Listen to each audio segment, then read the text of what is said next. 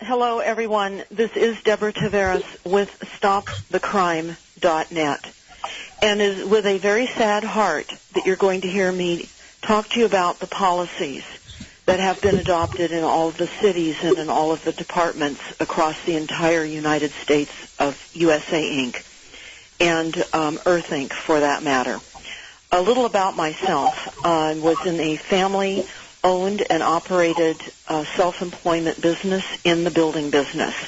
We built multifamily construction in the Southern California area for a number of decades. I am a third-generation builder.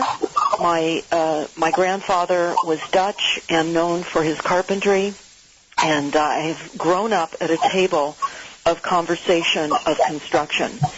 And after building for many years and working hard and raising a family, I started to wonder why we were having more difficulty in building out homes in infill lots in the city, which seemed reasonable to build out, and yet we were unable to financially make them pencil out with all of the requirements that were coming on board and the changes and the length of time that it would take from conception to building and to sales. It was very volatile during the years of our construction.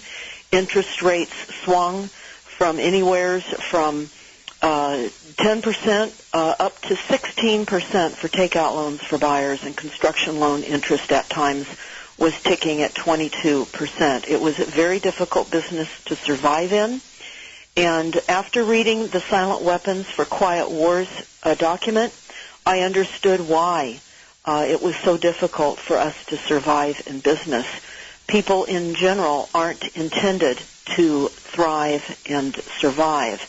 The shocks are built into the system to literally create the inability to become all that we can individually be. But it was through that journey of conflict and not understanding why we weren't able to continue building like we were. Again, plans were taking a long time to go through the permit stage, and we were paying money, lots of money, to hold land while we were waiting for those processes to occur. And every plan that we submitted required that we provide an EIR, an environmental impact report.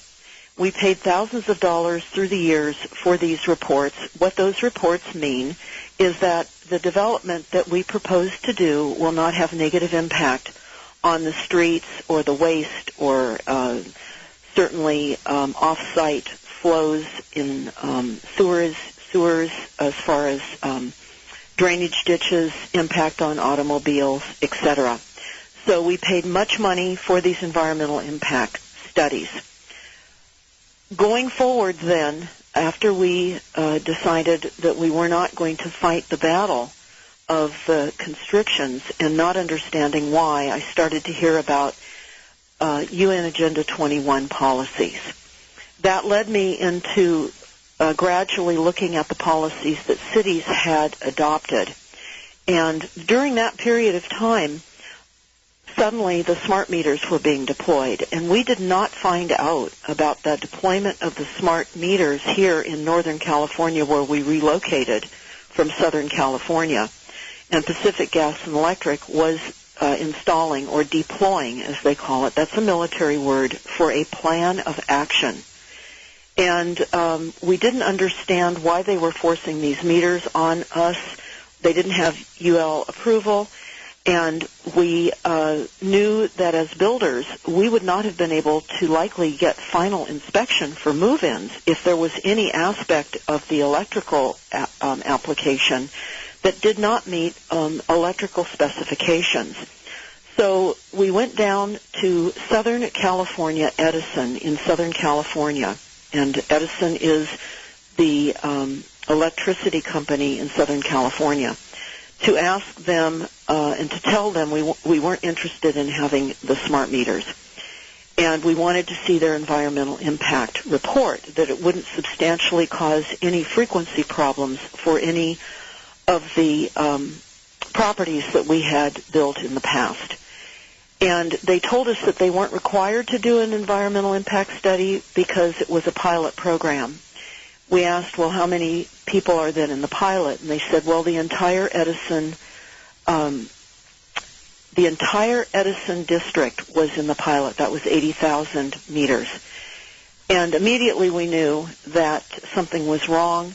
We said, well, you must have an environmental impact study.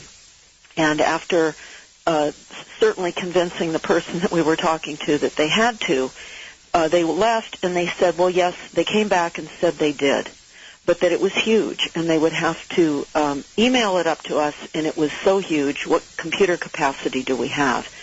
Well, we left feeling, okay, that person just didn't have the information right. They had an environmental impact study they didn't know they had.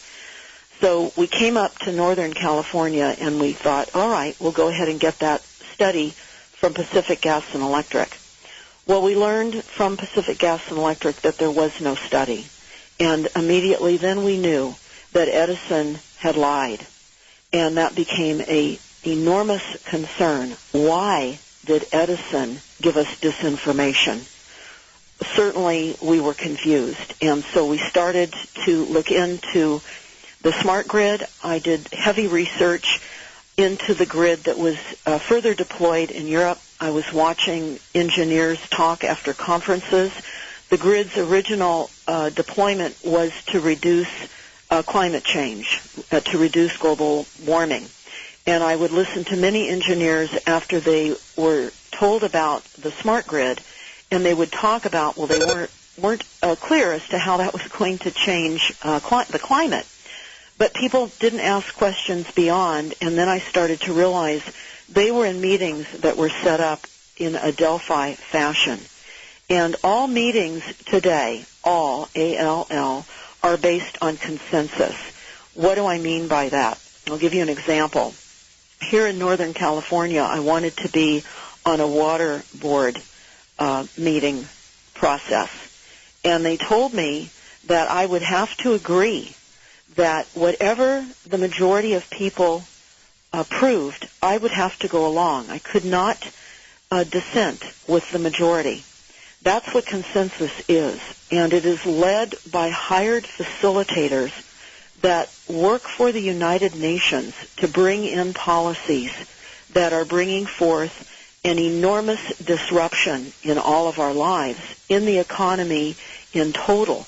It's a massive disruption that has now worked its way into all of our cities. And for me, the first and most important thing is to build a foundation. Again, I'm in the building trades. You can't build a roof until you put in the foundation. And it took me a while to finally get around to understanding what the foundation was. And it was with tremendous sorrow, and I have to say, suffering many, many hours of truth trauma, absolutely feeling very hopeless, very stunned, and very deceived, very, very deceived. Looking back at my education as being nothing but disinformation. I grew up in Malibu. I thought I had excellent teachers. I knew many things. I had many opportunities growing up. I just thought that I was given the correct information about how the world worked, and I wasn't. So with that, I'm going to go over a few things that are critical for everyone to understand, because if you don't understand this, you're not going to understand the enormity of what you're going to hear me talk about on this program. Because without understanding the fact that we don't have a government, you won't understand then why we have all these policies in place. And again, I think the simplest way to put it, in the most succinct words, are all United States offices, officials, and departments are operating within a de facto status in name only under the annually extended national state of emergency. It's important to understand the federal government exists today in name only. And when you look back at how that happened, it took me a while to understand. I felt like I needed to fast-track my education at a late time in life to understand where reality was so that I could share this with my understanding of the world and what I was seeing and what I was reading in policies in the cities, because it just was looking to me to be so diabolical, and it is. And we're going to go over some of these policies and why we're seeing increased weather weapons, why we're seeing the fires as they are globally. I'm sitting up here in smoke from the fires that are burning all around us, not only the fire that you're hearing about, the car fire, but there are fires in many areas here right now in Northern California. In fact, we have an older couple, an evacuee from the California-Oregon border, where the smoke was so thick they couldn't stay up there. And we'll go into more of that because that's all part of the depopulation program, is to literally baste us in all of this toxic fuel that has been exacerbated by decades of chemtrailing and the spraying of toxic materials on all of us. I'll just add right now, of course, the aluminum oxide, which has covered the ground immensely everywhere, added to the trees dying, and it is an accelerant. So having that been said, going back to the government, I really like this quote from William Casey, who was the director of the Central Intelligence Agency in 1981. And he says, "We'll know our disinformation campaign is complete when absolutely everything the American people believe is false." And that is absolutely true, because sadly we have been sold a lie that has been told to us in such repetition, in such a daily psyops media campaign, that we believe complete disinformation. And I really liken our existence to really living within the Truman Show.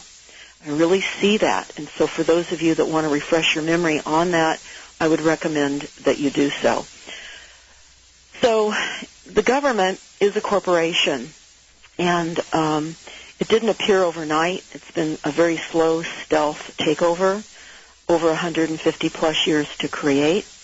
And to understand how this really all occurred, you can read a number of documents. Of course, Senate Report 93549 tells us that we are, in fact, the enemy, that every single year that every sitting president extends the national state of emergency, all powers go through the executive branch via executive order.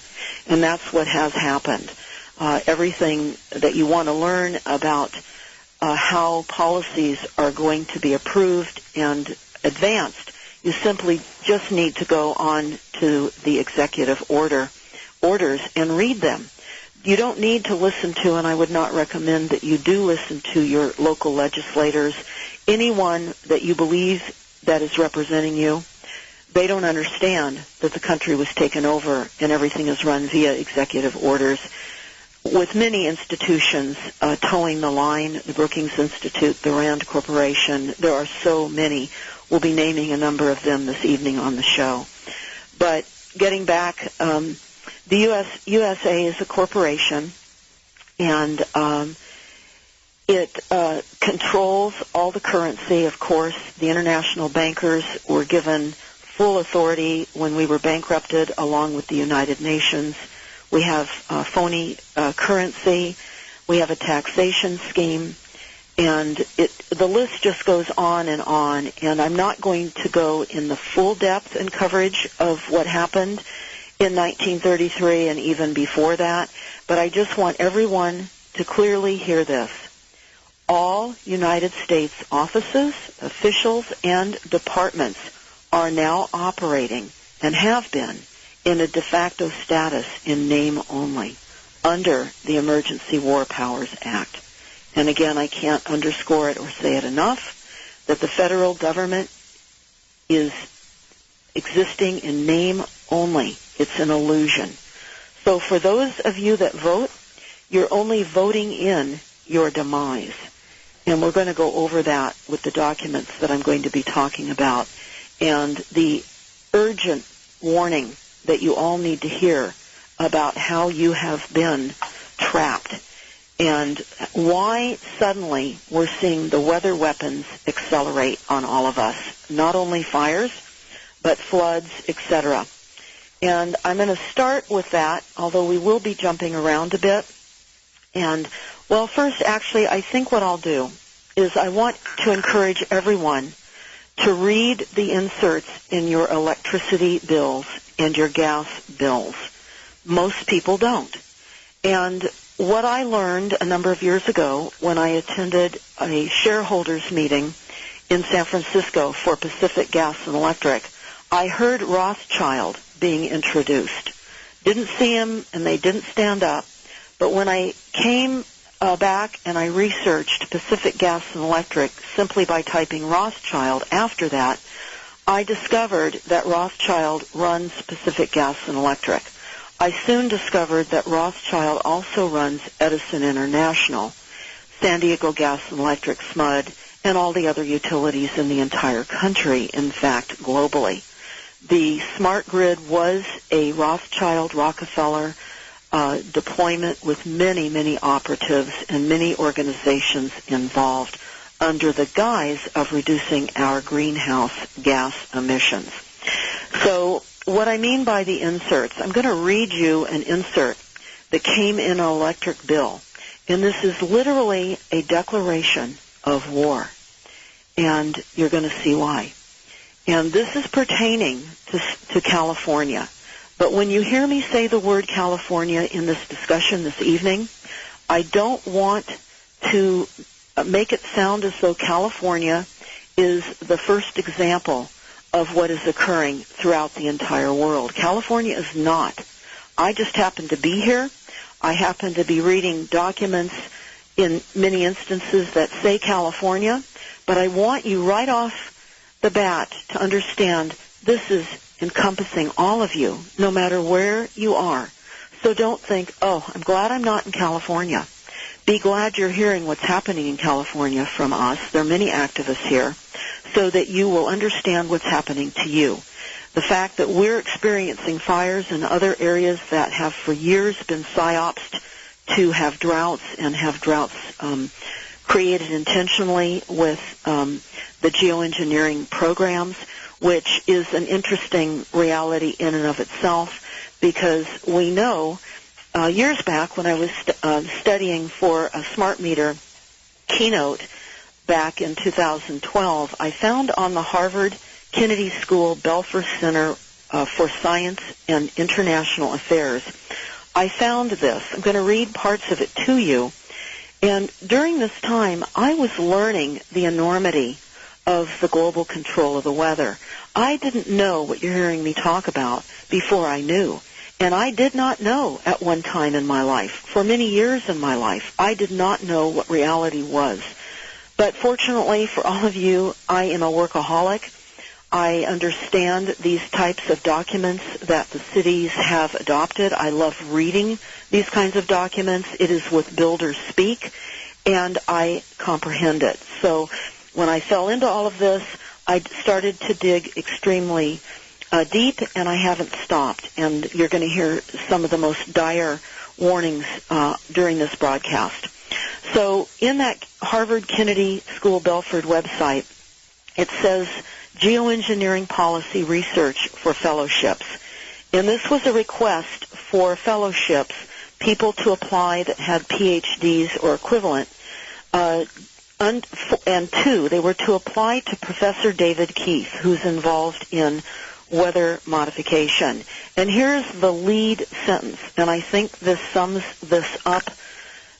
The best description of geoengineering in the most concise verbiage: geoengineering is the deliberate large-scale manipulation of the Earth's climate that will be used to offset the climate risks caused by emissions of greenhouse gases.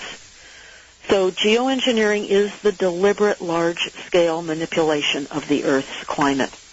And I can assure you that we have contacts all over the world. In fact, we went in 2017 to visit Russia to just see for ourselves, even though we knew that Russia was being geoengineered as well, to see with our own eyes that in fact that was true, and it is. We've been to South America.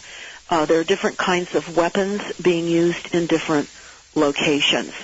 So here's the insert that came in my Edison bill, keeping in mind that your power company is Rothschild and Company. So again, You're going to hear me say California, but I want you to think about your state, your country, your county, your city as you hear me read this. And this is a declaration of war, because we know that climate change is weaponized weather warfare. That is what climate change is. And I'm going to demonstrate to all of you that we have had advance warning of this. We have had informed, and we have given consent, and war has been approved, and the climate plans have been now activated. So here I'm going to start to read. Reality of year-round fire season is a new normal facing California state leaders. Southern California Edison, now remember that's Rothschild, continues to be at the table as ongoing measures and new technology help reduce the risk of wildfires. They say a summer hike in the Angeles National Forest just 10 years ago would have been among a dense canopy of dark green trees. Today, that same visit would likely be and include brown, dead, or dying trees, or swaths of emptiness because of increasing number of wildfires due to factors that include climate change. California's wildfire season is now year-round, and many, including Governor Brown, are calling it the new normal. It's a statewide issue that will require statewide solutions and the development of a new regulatory and legislative framework, and utilities, including Southern California Edison, are at the table as part of that ongoing solution. Now I'm going to pause here and add this. I don't think any of us want Rothschild and Rockefeller, the hitman team, at any table organizing any framework of regulatory systems or legislative frameworks. I can assure you we don't. But that's what they're doing, and this is continuing now with the insert. Fire season is all year round and is now our new normal, said the Edison International president, Pedro Piazzo, the CEO of Southern California Edison. Edison is part of the discussions working on solutions that will allow California to change the way we think about and plan and respond to wildfires. We must be nimble and acknowledge that the current structure is unsustainable, and a new approach is needed to mitigate risk, protect citizens, customers, and businesses, and to align public policy to current and future realities, he said. Last year, California experienced last year would have been in 2017, California experienced a number of devastating wildfires, and including about a quarter of Edison's 50,000 square mile service territory in central, coastal, and Southern California, which is considered to be in areas of high fire risk. Edison continues to take steps to help reduce the risk of wildfires, including an aggressive vegetation management program and robust construction standards. Repeat, robust construction standards. Remember this because we're going to get into some construction policies. I'm going to explain all of this as simply as I'm able. Continuing on here, we also are partnering with local agencies in their efforts to evaluate various technologies to help with fire safety throughout California. Some of these technologies include drones to help monitor high fire risk areas, weather stations, real-time, all-the-time cameras to monitor areas with higher risk for wildfires. Now I'm going to add here, we learned here in Northern California, in Sonoma County, after the wildfires of October in 2017, that the county was going to augment cameras, 20-plus cameras that have each a 150-mile range, can film in real time, all the time, and in infrared. And what is really happening is this is the tracking and monitoring of every single one of us.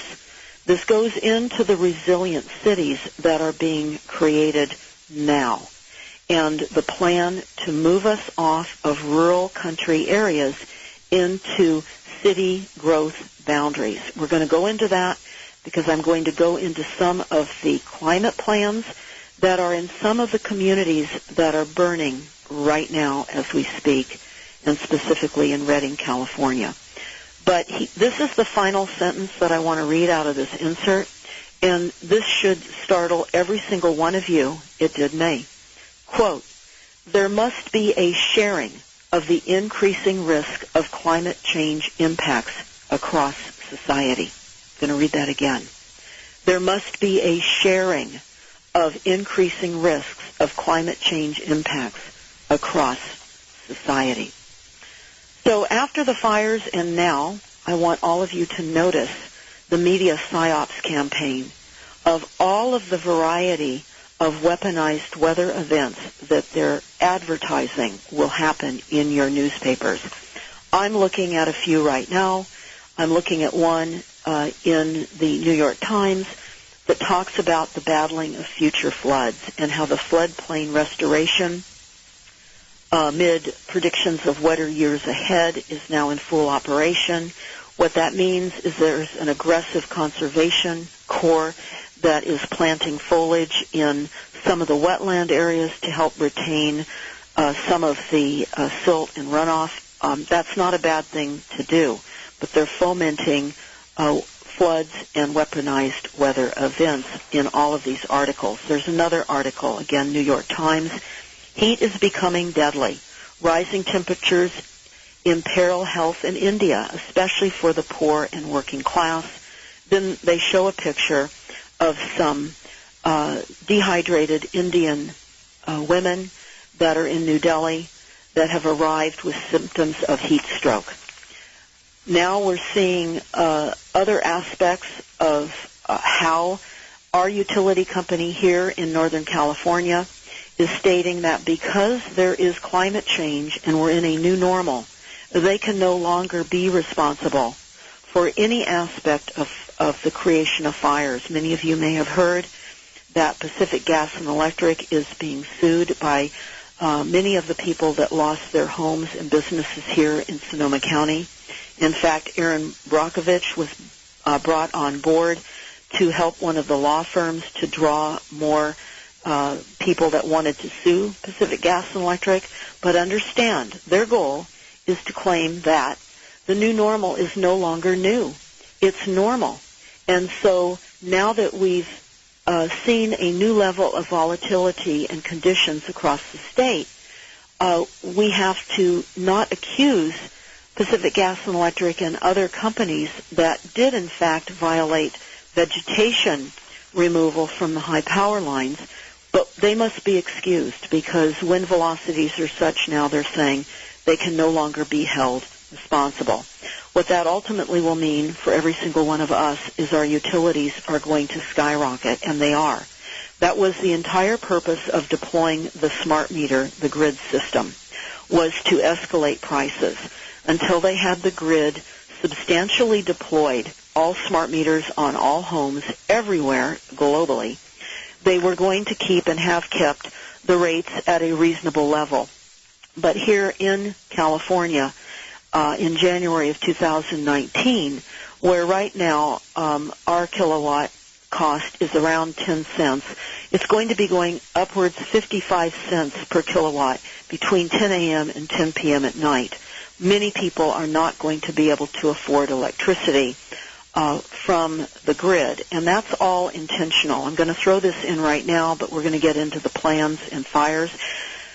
Right now, California has adopted a requirement for all new construction, and by 2020, all new construction is to have solar.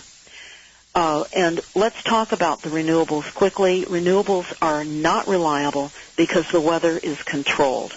We researched a mirror solar array outside of Las Vegas a few years ago that massively underperformed because the engineers never calculated into the production the continuous layer of chemtrails overhead that they don't identify, of course, as chemtrails. So I have always known, and you need to know, that none of the renewables are reliable. Again, the winds are created. We have seen the winds created here that foment fires. We know that certainly with the increased level of solar remediation, presumably we're going to have massive reductions in solar output and capacity. So that having been said, I want to go on into informed consent. War on a full scale of weaponized weather has been now fomented. The climate action plans have been activated. And again, this is the deliberate large-scale manipulation of the Earth's climate, and it is activated globally. I want to underscore, this is not, climate change is not a result of too many people using too much stuff. Climate change is weather weapons.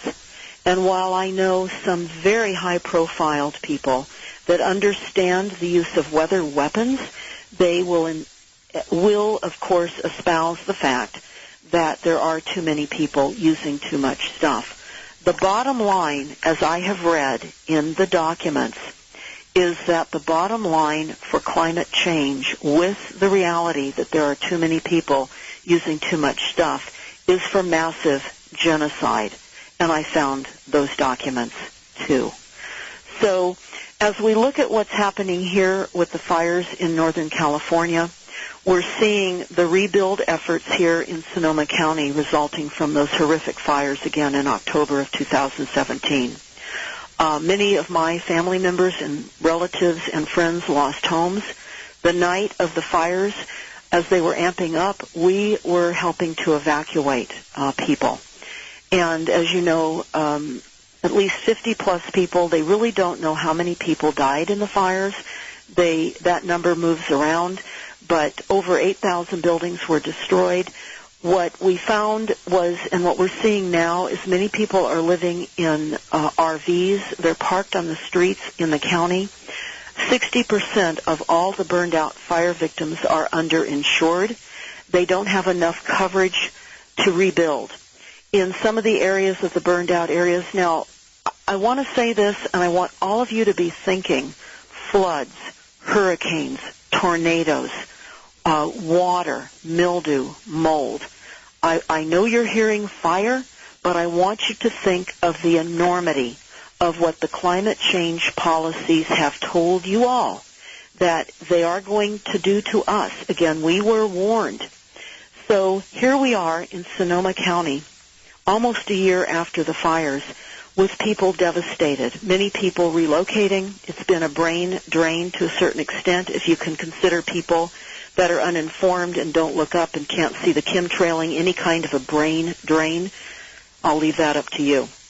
But again, we have to understand. Now, I've done many, many interviews on climate change policies throughout the years. You can just type in Deborah Travares and climate action plans. You're going to see many YouTubes I have up. I've been talking about climate action plans for a very long time. When I originally was looking through these plans, I saw the plans to eliminate natural gas. I called many utility companies and certainly manufacturers that were still selling natural gas appliances to ask them if they were aware of the policies that were coming down. They were not. Now, not only have I learned that they're eliminating natural gas in all rebuilds here in Northern California, it's an incentivized program to not implement any natural gas, but they're also eliminating petroleum as well for our cars, and we'll get into that also. But let's get into the climate action plans and what they've told you repeatedly, the lies they have fed time and time again. No one has read these plans, sadly, and I'm going to go over some of those details now. This is the importance of this radio show this evening, is to understand that these plans have been approved and adopted in every single department of this entire country, and in fact, globally. And what I mean by that is every single department. The State Board of Education, the USDA, the CDC, the World Health Organization, every level of our military, as well as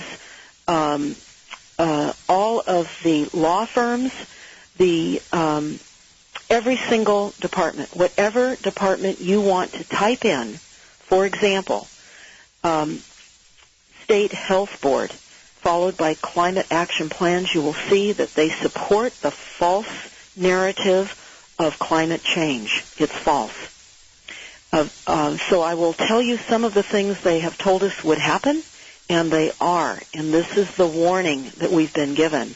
And now, because they've warned us, and they have adopted all of these plans, and the deployment of the meters, the smart meters, are in place,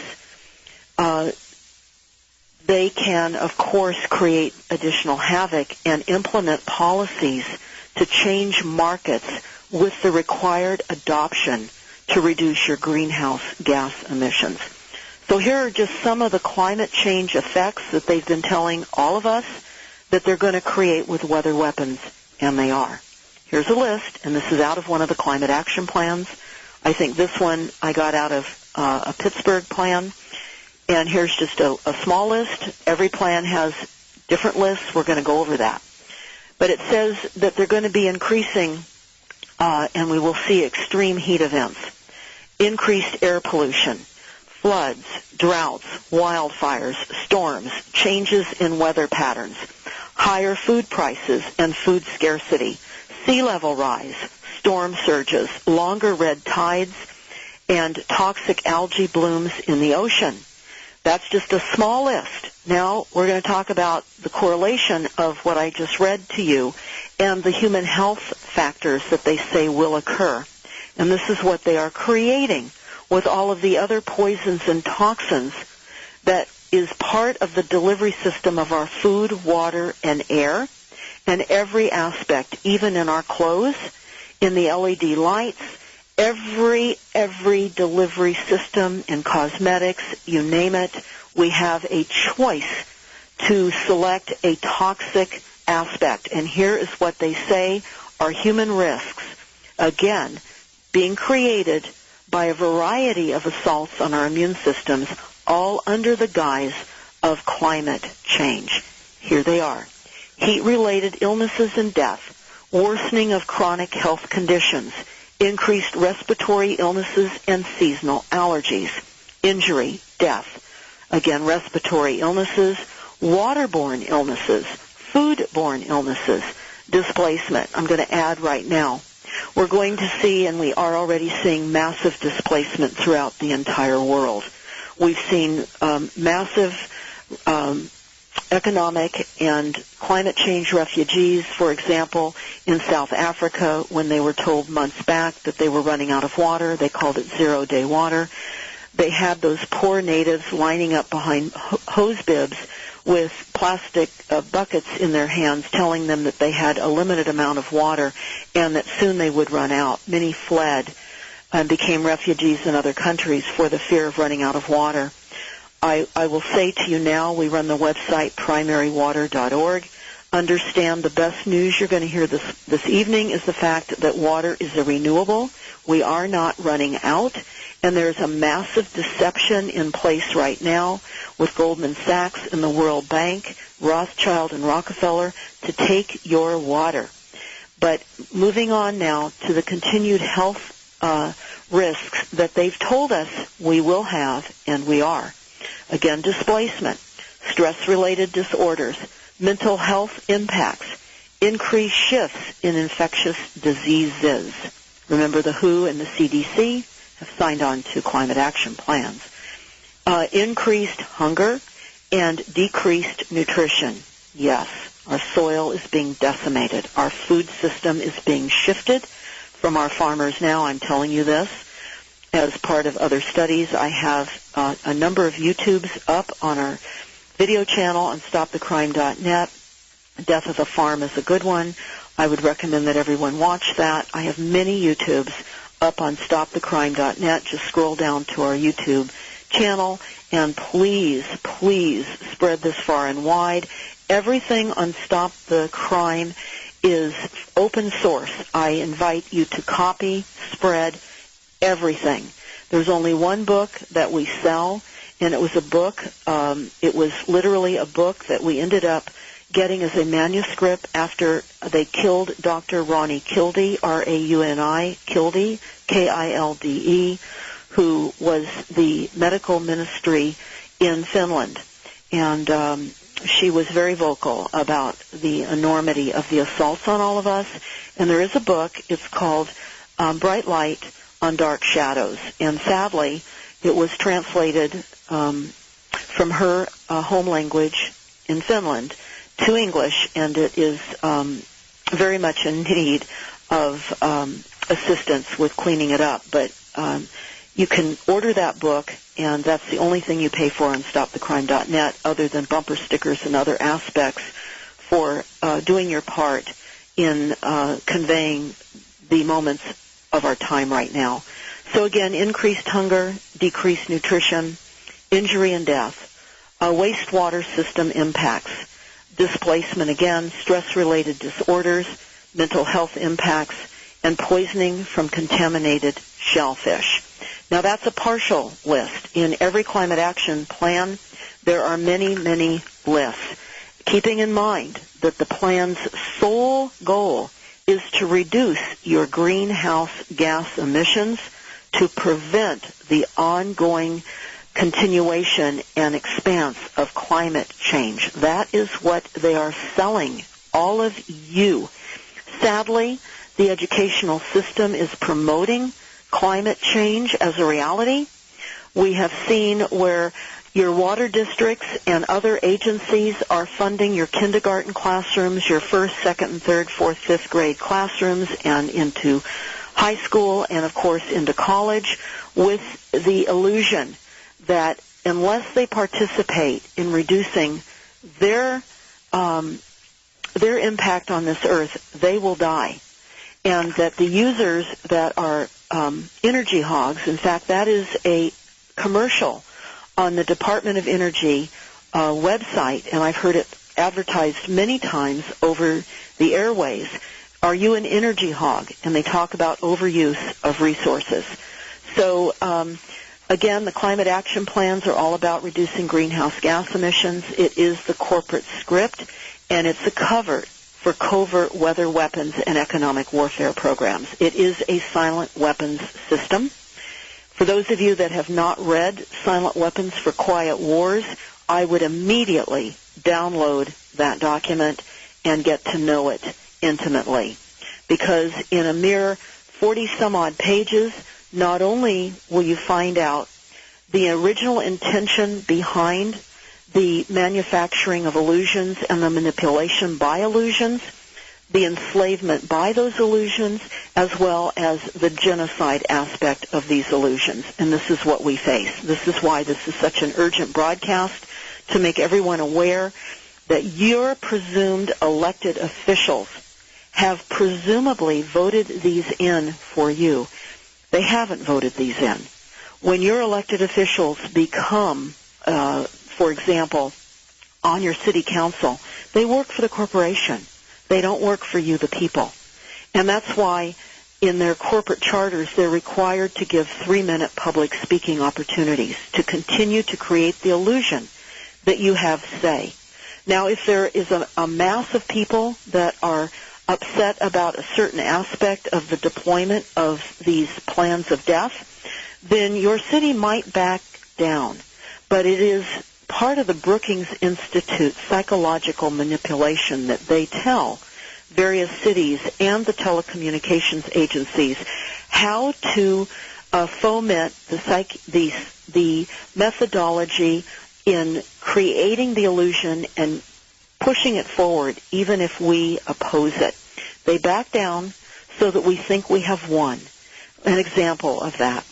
Here in Northern California, when we were desperately fighting against the deployment of smart meters, they gave us the opt-out. And we discovered that that was just an illusion to allow the activists to believe that they have created the understanding that it's dangerous, that the utilities are Rothschild agreed, and they back down from deploying the smart meters. No, they simply literally took the wind out of those that were protesting against it and they thought they won, and the deployment went on stealthily throughout the rest of the country. And that is what has happened globally. Everywhere that I have traveled, there are smart meters. Either they are currently now being deployed or they have already been deployed. That's part of the global grid for mass control. The ruling corporations, of course, are pretending that they're governments, and as I said, they're engaged in a silent weapons system of economic and weather warfare, and we have to understand what this means. So I talked about the Delphi meetings. I believe I did. If I didn't, I'm going to cover that again because this is massively important. What we're seeing here in Northern California after the fires, and what you will see in the area that you live after floods or whatever type of weather events they're dishing up on you, you're going to see new plans coming in. You're going to be able to type in the name of your city followed by resilient plans. I would recommend that everybody do that now if you're listening. For example, I would type in Santa Rosa, California, resilient plans. I will find that those resilient plans are tied in to 100 resilient cities that is being brought forth by the World Bank, Rockefeller, and Rothschild, and many, many organizations. This is the creation of the smart cities, or the cyber cities of incarceration, when we are forcibly moved out of our rural country areas into the cities. Now, we've agreed to all of this because we have voted. We believe that we voted elected officials in to represent us in our counties, in our school boards, with our county board of supervisors. But these are plans that are already in place. They are allowing these plans to go through, and you are the victims of weather weapons, and that is the fact. So, again, I'm going to go over that here in a moment, but I want to talk about the Wildlands Project because this is an enormous program globally that is occurring now with the weather weapons that are decimating swaths of land. And we have on StopTheCrime.net a map. I would recommend everyone download it. Michael Kaufman did a wildlands map a number of years ago, and we reversed the colors so that you could easily see within the United States the allowable areas for human activity and the majority of areas where human access is denied. This is in play now. It's important to understand that it has been in play, and it's been mandated by the United Nations, the Biodiversity Treaty, forced transformation and relocation of all people and all cities to comply with environmental policies and the reduction of CO2 emissions. So here are some of the requirements of the Wildlands Project. For those of you that are not familiar with this map, you need to be, because this is what's happening. If you happen to be in a city right now and you're listening, you're thinking to yourself, well, I'm not in the country, I'm not in a rural area, why should I be concerned with what happens to people that are in the country? Well, first of all, those that are living outside of the city growth boundaries are considered to be sprawl and unsustainable. We're talking about your farms, all aspect of growing food. We're talking not only meat, dairy, and fruits and vegetables and trees and nuts. It's all unsustainable. You must understand that. We have a YouTube up called Death of the Farm, where we're interviewing a farmer. It's very important to understand how this corporate government has created farms collapsing throughout this country and how they're being returned as part of the Wildlands Project. They're decimating the farms with a carrot trick. In other words, farmers that are having difficulty paying their property taxes, if they join vital land agreements, easements, corridors, if they give part of their land in various types of easement opportunities, they then are allowed and are able to reduce their property taxes. We've learned here in Northern California that as these lands are consumed and then turned over into the park system, they're no longer generating property taxes. So they're taking all of these lands out of the property tax base, and the property taxes are falling on the few remaining people that are paying property taxes, which is why all of your taxes are going up. But the goal of the Wildlands Project is to set aside more than 50% of the United States. Now, this is a global plan. Again, you're going to hear me talking about the United States, but this is a global plan. The wild land is for preservation of biological diversity, and the projects seek to create reserve and preserve networks across all continents. And reserves are made up of the following. These are important words to remember because these are happening right now where you live, outside of your city growth boundaries. They're creating cores that are created from public lands, such as national forests and parks. They're creating buffers, often created from private land adjoining the cores to provide additional protection. So they're taking farmlands. That's what you just heard there. Corridors, a mix of public and private lands, usually following along rivers and wildlife migration routes. I want to add something here. The lands along the rivers and streams and creeks are vital to take away from our use because that is where we get aspects of water. That's where we can see where fissures and creeks and streams are. This is an indication of areas that could potentially easily be accessed for primary water. Also, swaths of heavy vegetation, oak trees that have been growing in a swath where there may not be the appearance of a seasonal creek. Those oak trees take up to about 350 gallons of water a day. Observe where the trees grow, because those are areas where we must understand that we need to access water. We're not going to survive with the treatment plants that have been created to reuse our sewer water. That's death water. There's no way that the pharmaceuticals are treated out of this. We find now that they're irrigating with reused sewer water many of our farmlands, and they're growing grass and hay.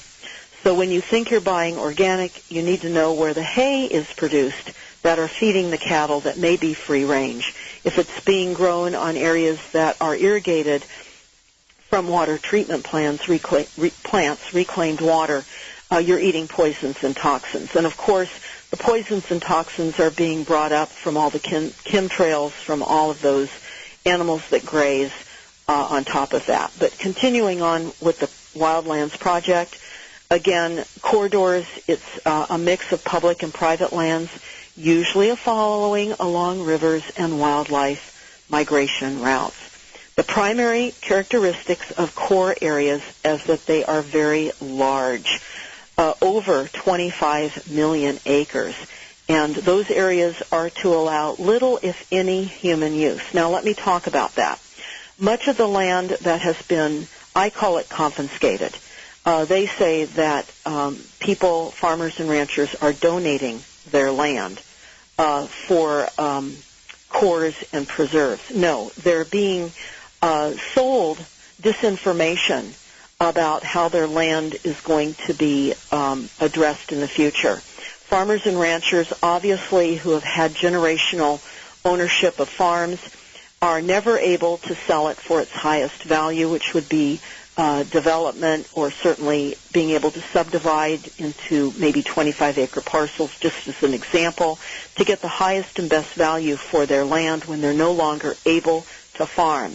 And the capability of farming now in the United States is being intentionally diminished.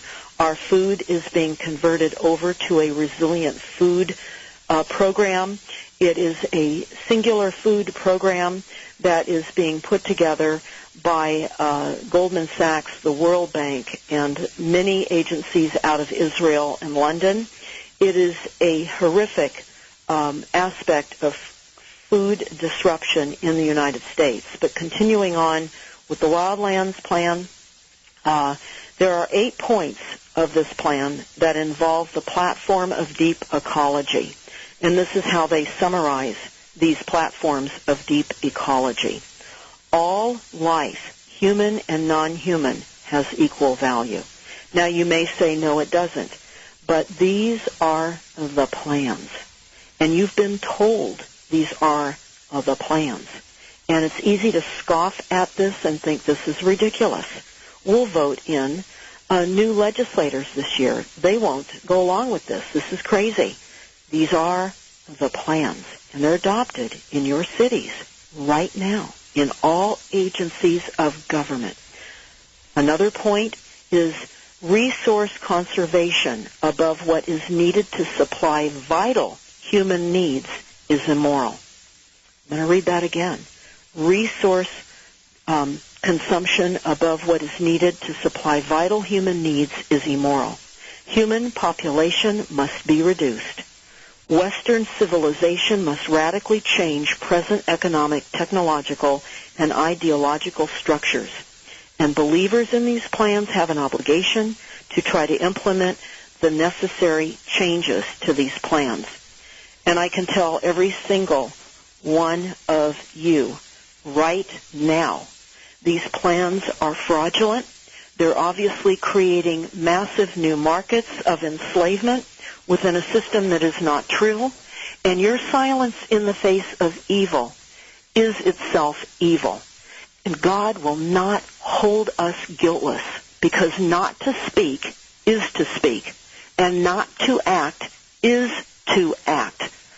So I urge you, as I'm continuing with this program this evening, go to stopthecrime.net, sign on for our email blasts, and listen to our YouTubes. But I'm going to continue unfurling this weather weapons assault with the fires across the entire country, what is happening with this, and what we are being led into.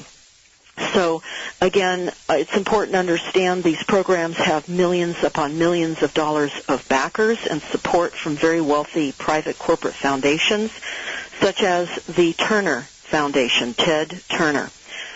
Because I certainly was one of those that heard the kind of information I hear myself saying, and I glazed over. I didn't understand it. I certainly could not imagine that it were true. And at times it's just information overload. And I can only say that right now we really don't have time to waste. We have to learn as much as we can, as fast as we can, because we must know what we don't know, and we need to hurry up and find out what we don't know. And I can only say that with the increased weather events that are now playing out globally, that are going to dismantle society as we've known it, there's no time than now for us to understand what is happening and how we've allowed this false narrative to take roots in this country. There's a dissenting Supreme Court Justice John Paul Stevens said from his dissenting opinion in Citizens United versus the FEC, and this was in 2010, the tragedy of the corporate structure is the illusion of justice, freedom, and democracy. Corporations have no conscience, no beliefs, no feelings, no thoughts, and no desires. And we've been talking in the first hour of this program about USA Inc. and Earth Inc., and how we are all under predatory government agencies that have deceived us all. They've deceived us all. And this is extremely painful. And Max, I can only tell you I know many well-meaning people that can't embrace this fundamental foundational fact that we are a corporation. Again, there's no beliefs, no feelings, no thoughts, no desires, and no consciousness. And there's no thought about morality at all. So we're going to continue with these plans, and I'm going to break it down as fundamentally as I can. I'm hoping that more of you that are listening can understand these plans and the narrative that I bring to it, because I know that most of you don't read these plans. You don't type in the name of your city. followed by climate action plans or resilient plans. And perhaps if you did, you wouldn't understand the verbiage. But there are charts in there that are showing the reduction of required automobiles in your city. And there are other graphs. And for the moment, we're going to look at the Athens Resilient Strategy Plan for 2030. Now, remembering that outside of Athens, there were tremendous fires a week ago, and people were having to escape the flames by literally jumping into the ocean. And so I typed in Athens Resilient Strategy, and I found this way in which they're redefining Athens. And you can find out who's behind these plans because it tells you. You can find the mayor's letter to the people. It is really short, nothing short of being diabolical. How they're going to boost the city's resilience and creating many revitalizing and green public spaces. And they go on to say that Athens is built in a very heavily populated area. It's threatened by intense heat, climate change, earthquakes, and the city needs to become more forward-thinking and proactive and needs to become more resilient. And there are many vacant buildings, they say. There are newly arrived refugees and migrant populations, energy over excessive use, and waste. So that's just in part of the mayor's statement in front of this climate action plan. Then we look at other letters that are involved, the letter from the president of 100 Resilient Cities. Remember, I told you all, you can type in 100 Resilient Cities and Rockefeller. You're going to find these plans are worldwide. Don't be tricked by reading 100 Resilient Cities. This is a global plan, and it is fully initiated now and rolling forward, and it is diabolical. And they talk about the climate action plans that are already approved in all of your cities right now. And they go on to say in the letter from the president of the 100 Resilient Cities, who's Michael Berkowitz, this is in the Athens plan, and it says that the strategy reflects months of effort and tireless leadership, but in many ways the hard work is just beginning as the city sets forth in implementation. So they're saying it reflects months of effort. Now let's think about this. We have a global plan that he is saying represents months of effort. A global plan, months of effort. Keeping in mind it took us years to, at least 2 years to build out a project, not to change global plans, because these plans are duplicated everywhere. They just use different insert pictures for different cities. They change the verbiage around. They make it fit the city's problems. And they type out templates. Very common. I find this in the plans. This is also in the Athens, Greece plan. Resilience is about becoming prepared for and open to change and transformation due to climate change. It's not a fixed strategy. Our world is changing too fast. What our strategy provides is a framework that demonstrates, while embedding the logic of resilience in policy making, we're all in this together. So what we have found in the World Bank are markets for investing in resilient markets and climate change markets. This is a new market of opportunity. In other words, the entire global structure of profits and making money are being created on top of a lie. All on top of a lie. And they're building from that. You talk about a foundation that you're building up from, a foundation of disinformation. That is what is happening throughout the entire world with plans that are already adopted. So I'm going to read a little bit from the Athens plan. Again, this is basically a template. I'm going to flip into the Redding's California plan that's on fire now. Redding is on fire right now here in Northern California. And here we go with what's happening in Greece. Again, these are global plans. They talk about, like many cities around the world, Athens is adjusting to changes in the 21st century. Hyper-connected economies are radically changing patterns in world markets and employment, and the effects of climate change are increasingly apparent. Social, ethnic, and health inequalities are deepening. Resources are becoming scarcer, while consumption is growing, and authoritarianism and the national movements are at risk. Urban communities and economies will have to develop tools and skills that will help them survive and adapt and thrive in the face of multiple and unpredictable disruptions. Now, the unpredictable disruptions are the ones, of course, that are being intentionally created for every single one of us through weather weapons and the economic hitman teams that are globally placed. In fact, we have a YouTube up. It's called Kill Cities, Rothschild, and Rockefeller. I want to tell you what happened to that YouTube, and it's important to watch it because we found in the 100 Resilient City platform a pledge that the mayors are to sign on your behalf in all of your cities, a pledge to give 10% of your city's annual budget, gross annual budget, to further resilient plans. Did you know that? Well, now you do. And you'll understand why a congressman in Washington, D.C., or not a congressman, a city council member in Washington, D.C., named Trayon White, spoke during a city council session.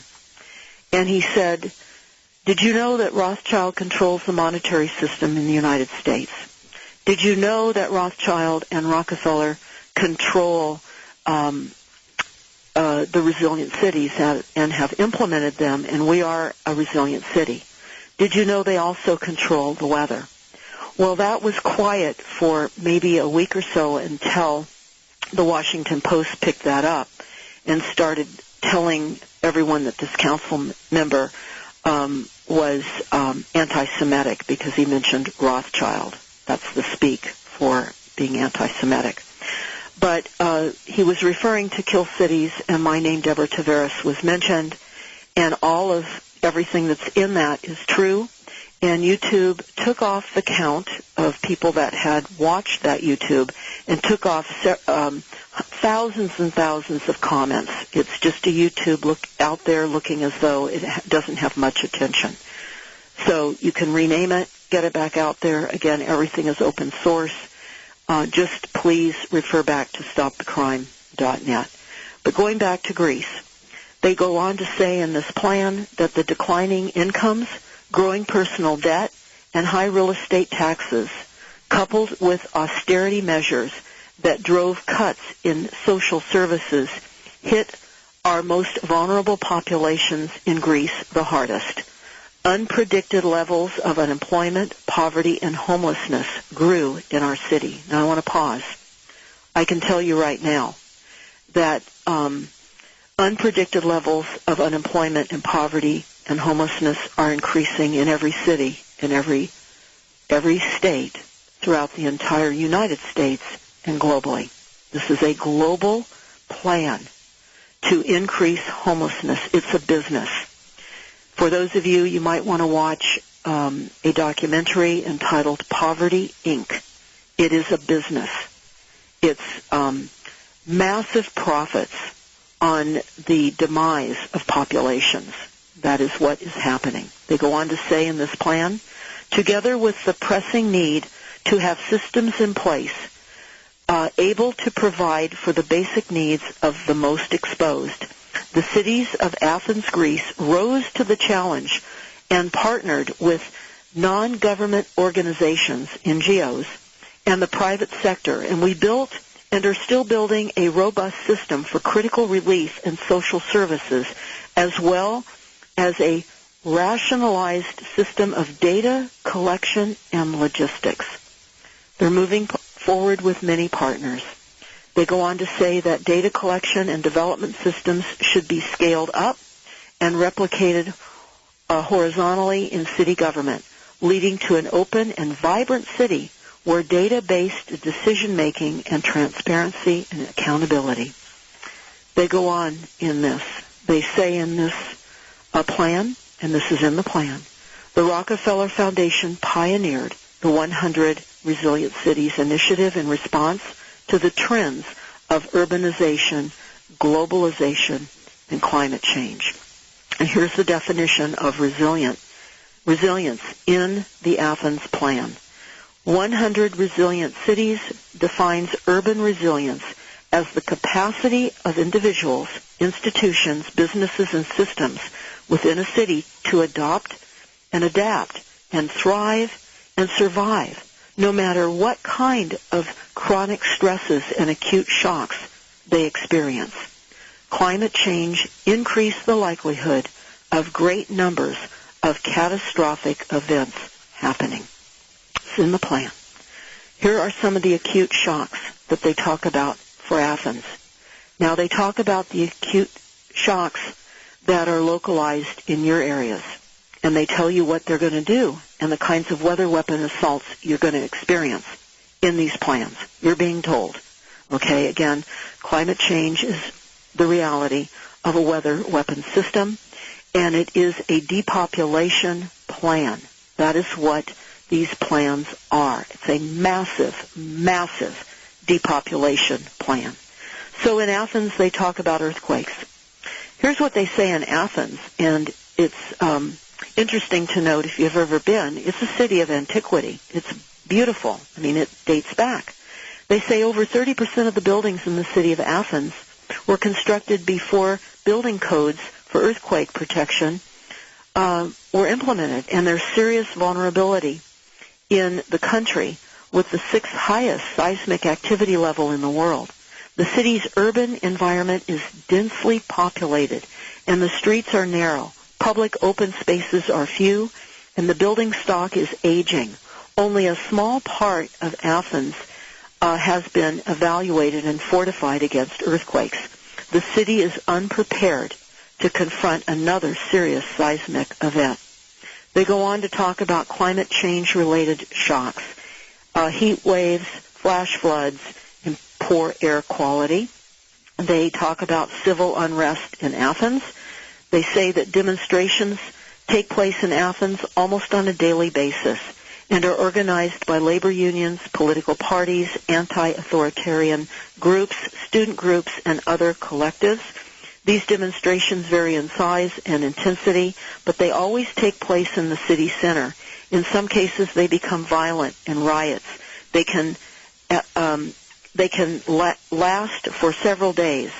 They exert extraordinary pressures on the city's daily functions, logistics, and infrastructure. Under the ongoing conditions of social economic crisis, the city often feels like a pressure cooker. Here's some other aspects of the shocks in Athens. Now, I invite you, please, to go to your city, type it in, find out the shocks that they tell you you will experience, because they will make these shocks happen. Here's some more shocks in Athens. Cybercrime. Well, we all know about that. I'm not going to read all of that. They talk about mistrust. They talk about how during the 2016, the Greek issued a report analyzing the widely spread feeling of mistrust between citizens and public services. You think? This is only a small aspect of the large phenomenon of mistrust that the Athenians have towards all levels of government. They say administrative or elected. This is the outcome of centuries of political partnership and mismanagement of resources, corruption, and lack of transparency and accountability. Unfortunately, mistrust, pervasive and insidious, keeps undermining a lot of worthy efforts. They go on to say that migration is a problem in Athens, as well as aging infrastructure. And I'm just going to read a little on aging infrastructure because, again, Athens is a city of antiquity. They say that many buildings in Athens are very poor quality. they have unsafe structural elements, and they're not energy efficient. They're unsafe, and they do not comply with the regulatory guidelines for the Greek building codes, and the increasing energy demands adds to the city's greenhouse gas emissions and energy poverty rates. Beyond our building stock, all infrastructure in Athens are suffering from lack of proper maintenance, lack of proactive long-term planning, lack of data and data-driven policies. The economic recession, including a 60% municipal budget cut since 2011, has exacerbated the problem. Our roads, pavements, parks, playgrounds, facades, garbage bins, etc., are openly showing their deterioration, their age, and their scars. They go on to say that in their plan, the 100 Resilient Cities, as pioneered by the Rockefeller Foundation, is dedicated to helping cities around the world become more resilient to the physical, social, and economic challenges that are a growing part of the 21st century based on climate change. The adaptation and incorporation of a view of resilience that includes not just shocks, but also stresses that weaken the fabric of a city on a day-to-day basis. By addressing both the shocks and the stresses, a city becomes more able to respond to adverse events, and is is overall better able to deliver basic functions in both good times and bad to all populations. They go on to say that the Resilient City Network has provided and is providing the cities with resources necessary to develop a roadmap for resilience. Financial and logistical guidance and innovative new positions are part of the plan. So that is just part of the Climate Action Plan. I looked at the plan in Russia, very, very similar.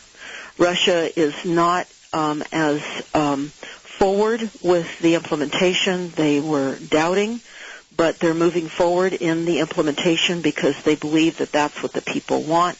That's what they say in their plan.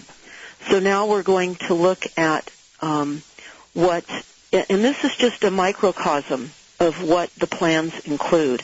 And it's important to understand what the plans include here in Sonoma County, here in Northern California, where I live. And you need to find this in your plan, because here in Sonoma County, the Climate Action Plan is requiring that we reduce our CO2 emissions, our greenhouse gas emissions, 25% below 1990 levels by the year 2015. Now, this was an aggressive plan. Obviously, we're in 2018. 2015 has come and gone. We have been told that we have aggressively reduced our greenhouse gas emissions, but sadly now, because of all of the fires, we have increased our greenhouse gas emissions. So I've just gone over the Athens Climate Action Plan to an extent. I've brought in some of the plans here in Northern California, here where we were burned out in October of 2017.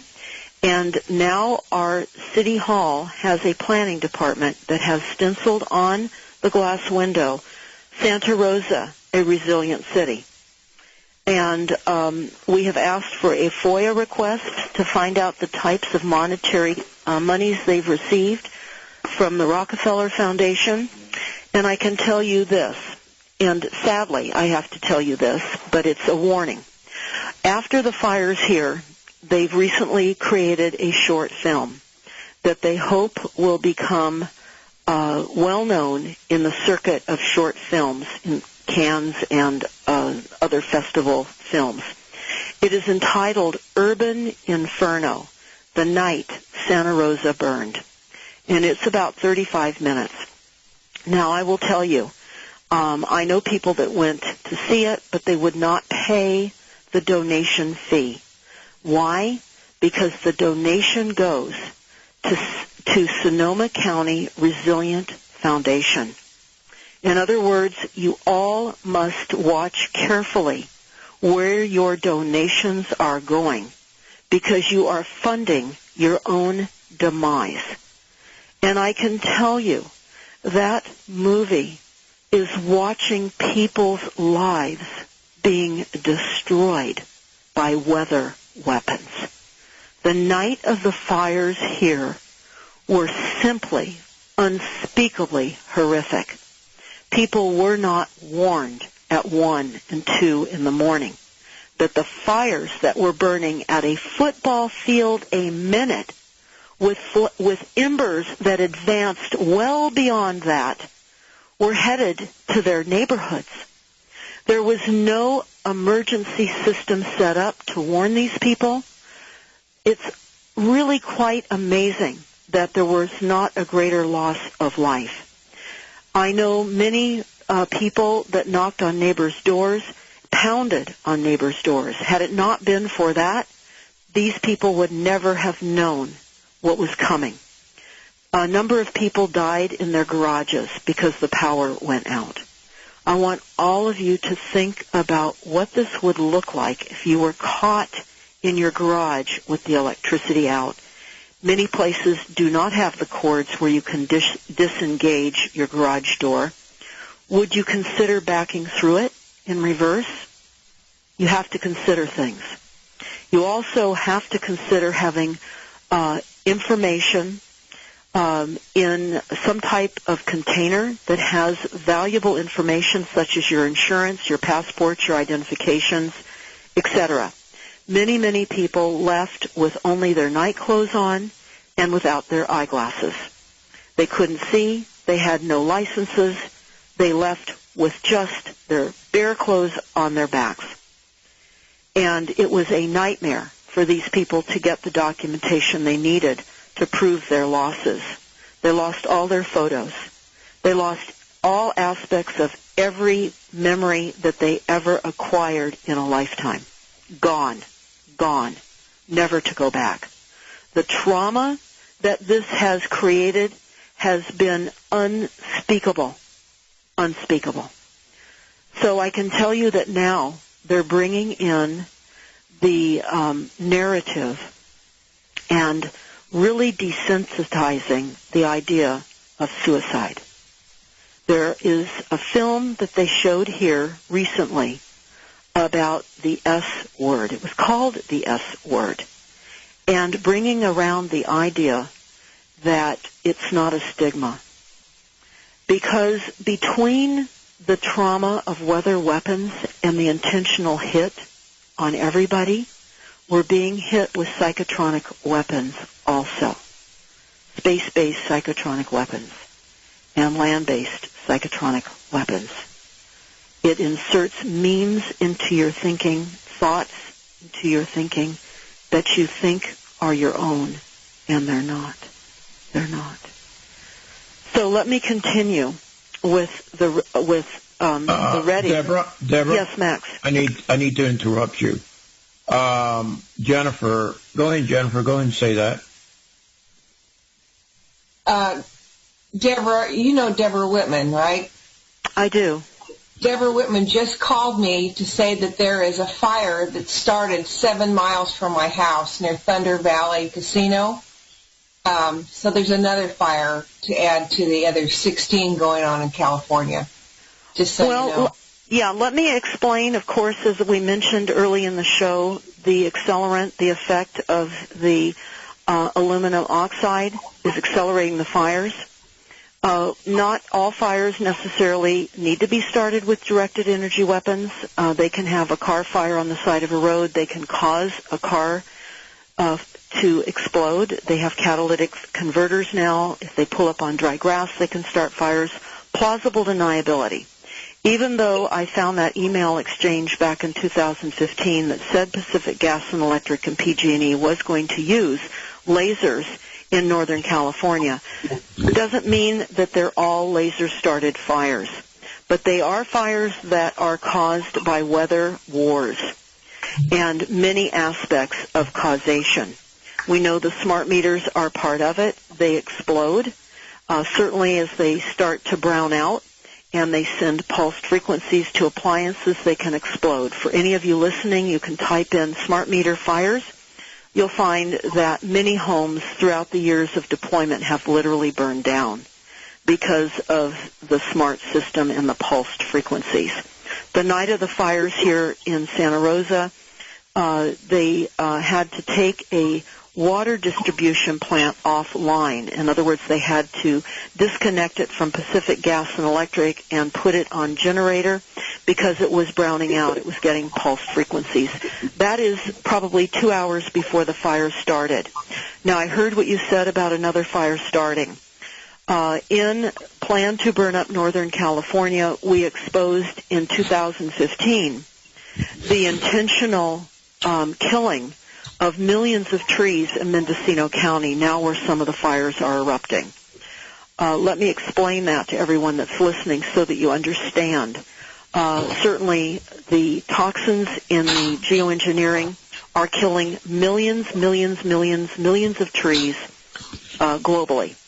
But here in Northern California, again, you can listen to the entire interview on Plan to Burn Up Northern California, but I'll just give you a couple of paragraphs on it. The Fisher family that is out of San Francisco that owns Old Navy and the Gap and the Fremont Hotel and owns a big seat at the government, the incorporated government structure, contributes hundreds of thousands of dollars every year to climate change so that they can make massive profits on developing a new reality, bought several 100,000 acres from a timber company a number of years back. They hired Hispanics, we understand they were Hispanics, to slash and squirt the trunks of tan oak trees, that's T-A-N, tan oak trees, to let them die as a result of the squirting of toxins in the gashes. These trees have been left to just die. And the fire chiefs up in Mendocino County have been going to the Mendocino County Board of Supervisors for years, as well as the residents, trying to force the removal of these millions of dead and dying trees because it will just create, it's a cinder box up there right now. It's an absolute cinder box. So is Lake Tahoe. Now, they're not, that I'm aware of, doing the splash and squirt program in Lake Tahoe, but there are hundreds of thousands of dead trees. Having said that, Mendocino County, of course, is the emerald triangle for the growing of marijuana. And so what the Fisher family did, rather than to agree to remove any trees, they were never told they had to, they told the Mendocino Board of Supervisors that they would give them and their residents evacuation routes. So you can hear the entire dialogue on this on Plan to Burn Up Northern California. So I'm understanding another fire has started. Again, we are told in the inserts in our utility bills that fires are year-round all the time, everywhere. And it is war. It's war using fire. Sadly, the fire crews that are being sent out on the fire lines are certainly not taught about weather weapons. They're unaware of the accelerants that have been sprayed globally, all over the world. We've been basted with an accelerant from the chemtrail program, and things are erupting. And they don't have the equipment. They're not set up to fight these kinds of fires. That's why the night of the fires that begun to rage here in Sonoma County, the fire chief had to make a horrific decision.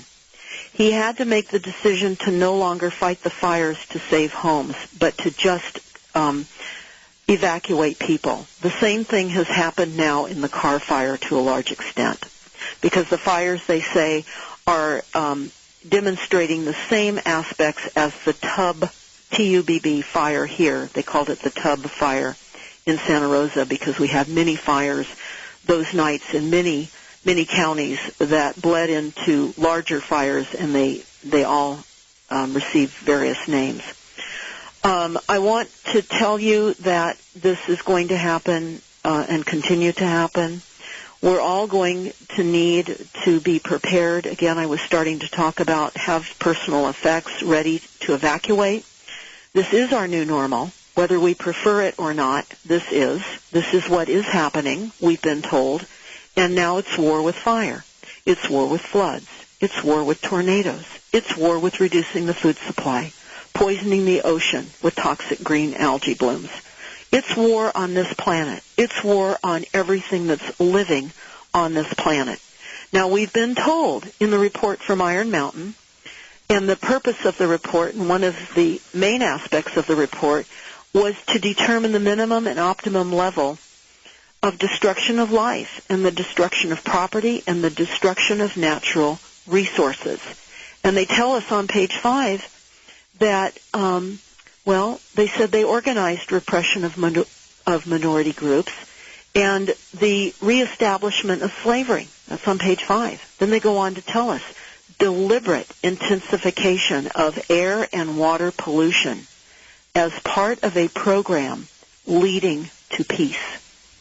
The long-range planning and budgeting of the optimum number of lives to be destroyed annually in overt warfare is high on the government's actions.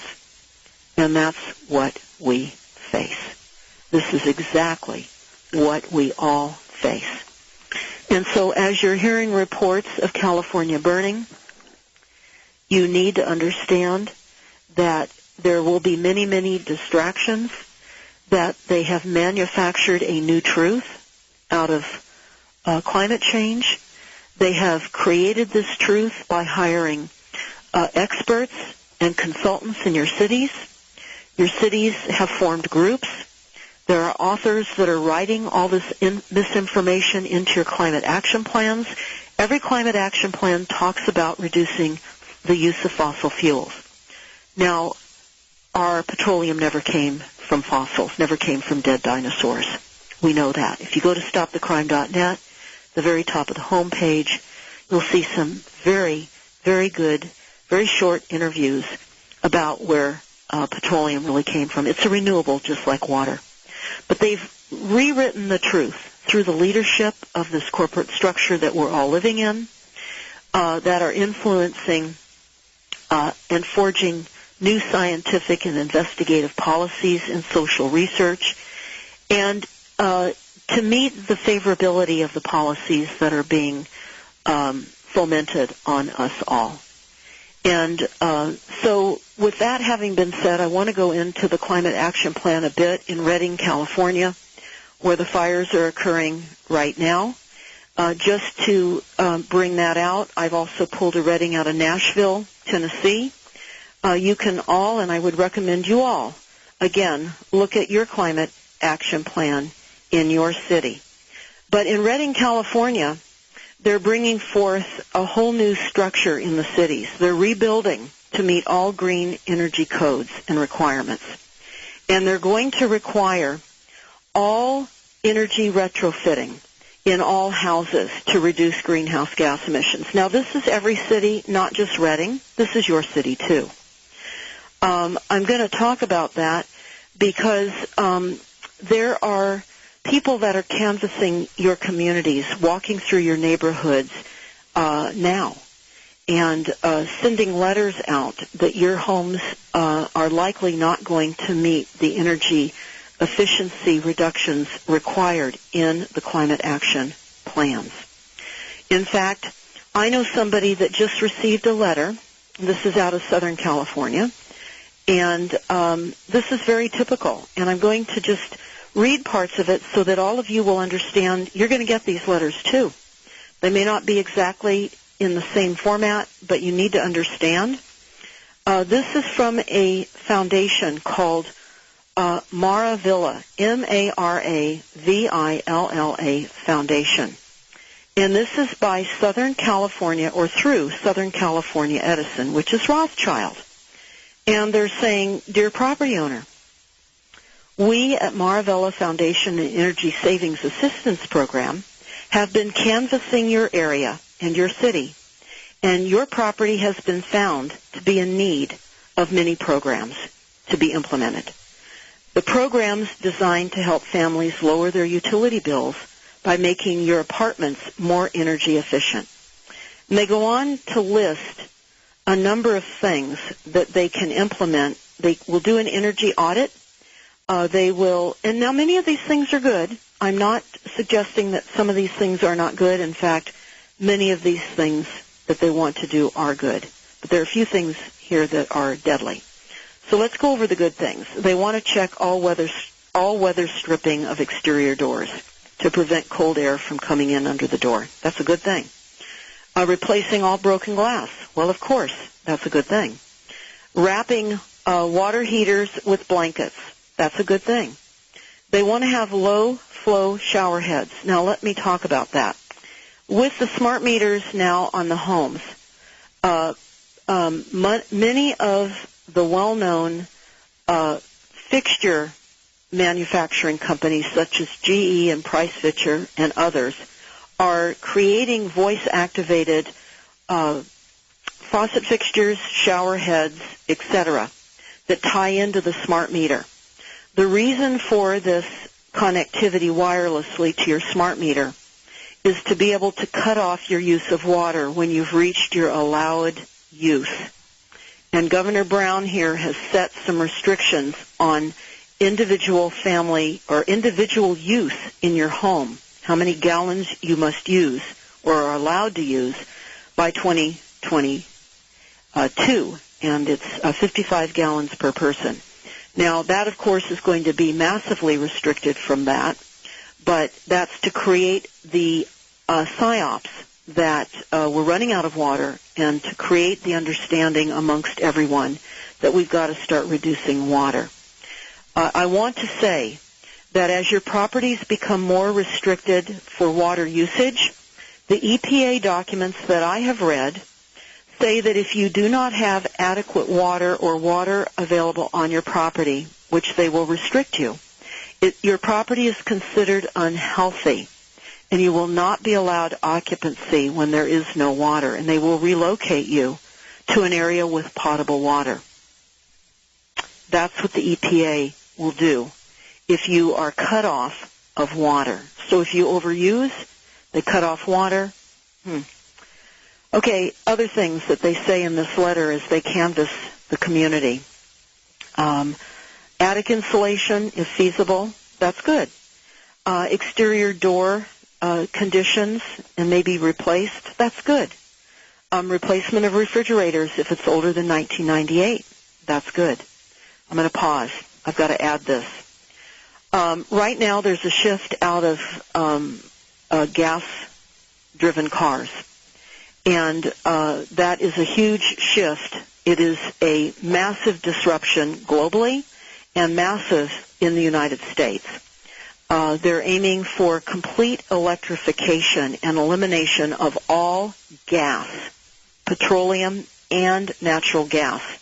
You will find that Rockefeller has been divesting out of fossil fuel investments. Now, keep in mind, Rockefeller fomented the lie around fossil fuels, knowing that they would reap tremendous profits if they could create fossil fuel rather than a renewable resource, and they have.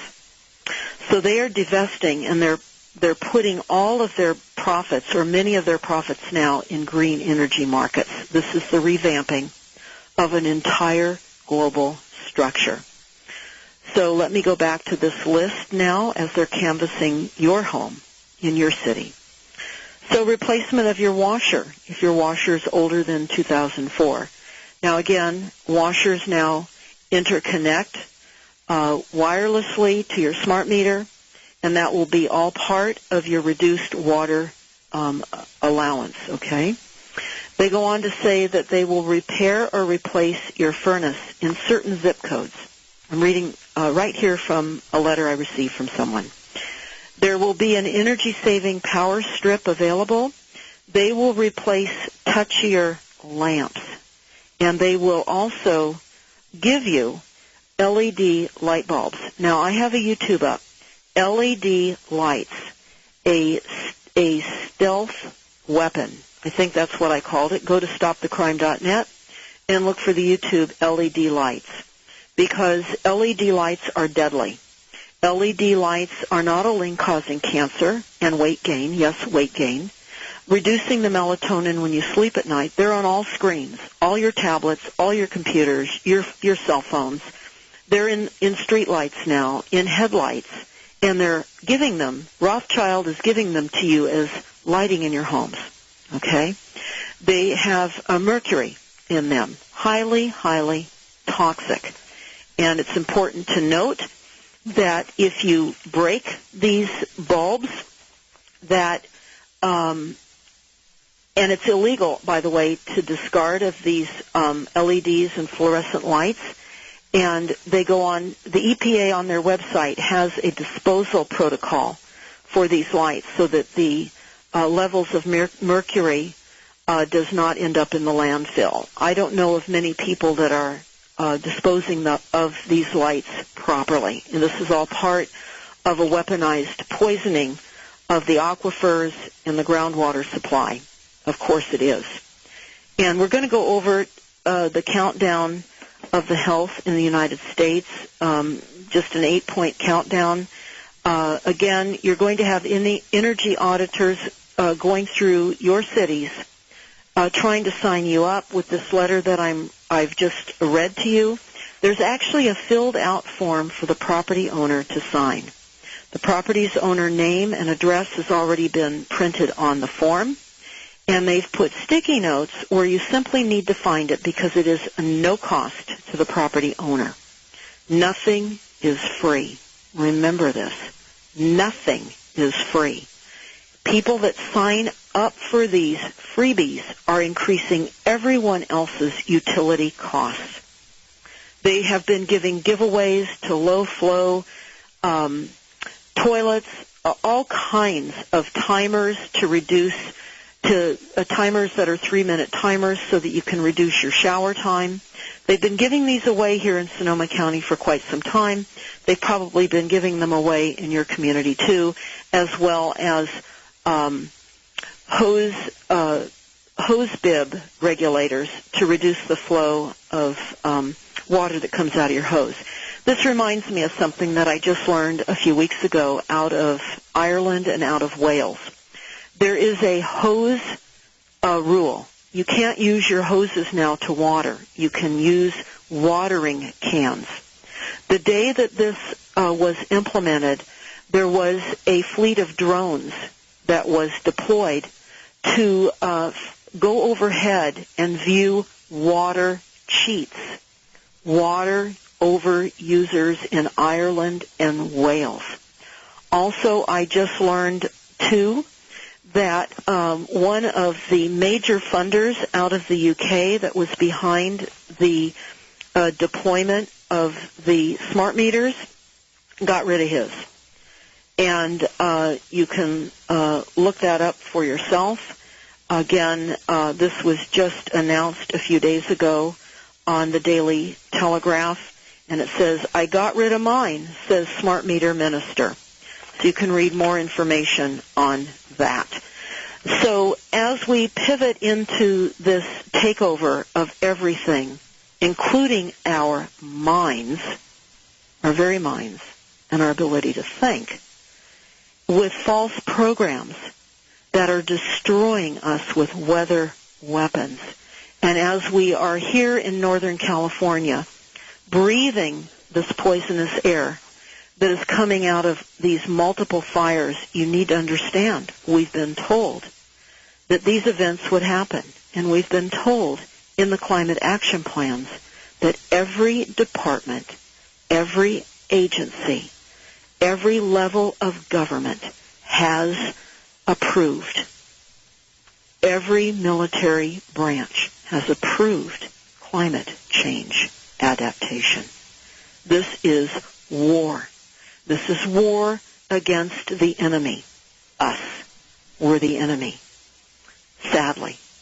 So let me read a couple of things that are out of a report here so that you'll understand the enormity of the loss of petroleum for our cars. Here's what one of the documents tells us.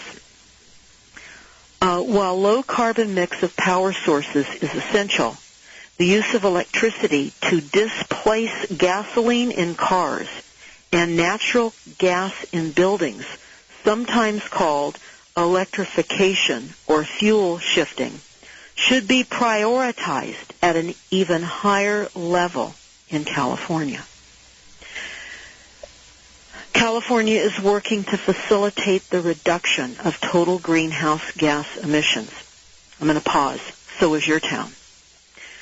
So California is also working to reduce greenhouse gas emissions across all sectors. For example, with programs to rebuild burned homes with 24/7 renewable sources and no natural gas. Bulk discounts will be available on electric vehicles, and construction of an energy store where customers can purchase zero-carbon technologies will be built around the country. Energy affordability through 2030 will require deep customer engagement to reduce expansive and high greenhouse gas evening energy usage, and to use the smart grid devices, plural, smart grid devices, to avoid costly utility investments. Solutions to a system reliability will accelerate dramatically when the actual smart meter data is used for all customers and public across and they assess and they've provided in real-time distribution grid data. So real-time, all the time, they're going to be monitoring your energy consumption. And if you are not using the reduced amounts as stipulated by your city to reduce your greenhouse gas emissions, you will be fined and penalized. Your properties likely could be red tagged and considered unlivable if you do not implement the requirements. Now, not to worry, they have 2 loans available here in California, and I think it's a nationwide program. One is called the PACE, P-A-C-E, that's P as in Paul, P-A-C-E loan. The other is called the HERO loan, H-E-R-O loan, all put forth for your opportunity to borrow money from Rockefeller to implement all of these new required devices in your homes to reduce your carbon footprint. So again, I went over some of the requirements. Everything will, of course, be wireless. It's the wave of the smart home to literally be able to reduce your consumption of all energy. Now let's move in to the smart city.